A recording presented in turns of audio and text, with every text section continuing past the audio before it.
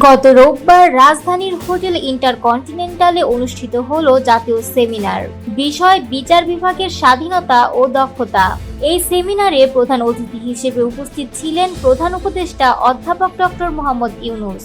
তিনি স্পষ্টভাবে বলেন, স্বাধীন ও দক্ষ বিচার বিভাগ গড়ে তুলতে অন্তর্বর্তীকালীন সরকার প্রতিশ্রুতিবদ্ধ।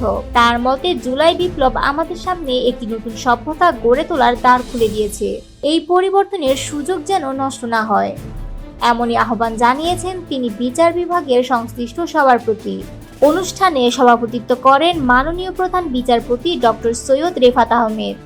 বক্তব্য রাখেন অ্যাটর্নি জেনারেল মোহাম্মদ আসাদুজ্জামান এবং বাংলাদেশ বার কাউন্সিলের vice chairman advocate Joynal Abedin.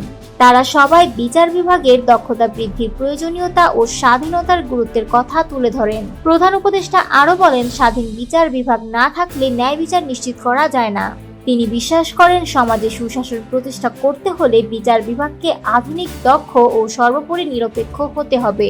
এই জাতীয় সেমিনার যেমন আলোচনা উস্কে দিয়েছে, তেমনই সাধারণ মানুষের মাঝেও আশা জাগিয়েছে যে আমরা হয়তো শিগগিরই দেখতে পারবো একটি আরও শক্তিশালী, স্বচ্ছ ও ন্যায়ের উপর ভিত্তিকৃত বিচার ব্যবস্থা।